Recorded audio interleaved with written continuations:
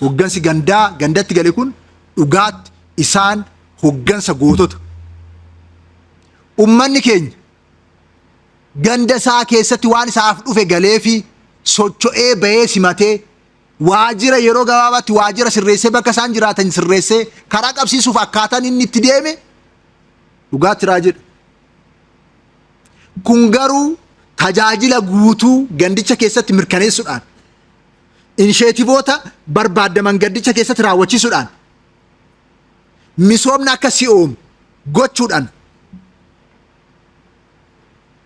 gandi sun akka waa hundaan of danda'u taasisuudhaan hojii qabatamaatti jijjiiramuu qaba.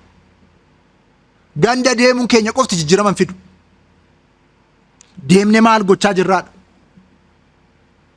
Hoggan sadarkaadhaan jiru, aanarra kan jiru, godinarra kan jiru, magaalarra kan jiru, naannoorra kan jiru akkamitti hojjechaa jirraadha?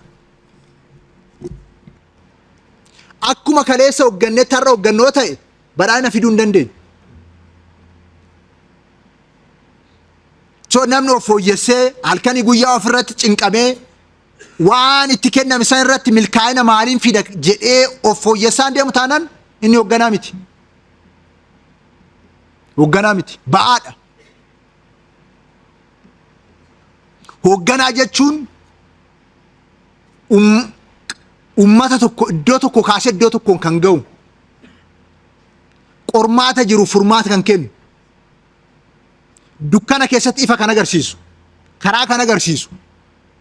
Ba'aa ummata isaa kan baatu jechuudha malee ummata irratti ba'aa kan ta'u jechuu miti. So kam ta'aa jirraadha nuyi. Kana hoggansi hundi of laaluu qabu of sakatta'utu irra jiraata. Kanaaf tajaajila irratti sirna cimaa sadarkaatti ijaarree lafa qabsiisuu irratti isaan immoo bu'aa barbaadamu fiduu irratti xiyyeeffannoo guddaa kenninee sadarkaa hundatti namni martuu irratti xiyyeeffatee hojjechuutu irra jiraata.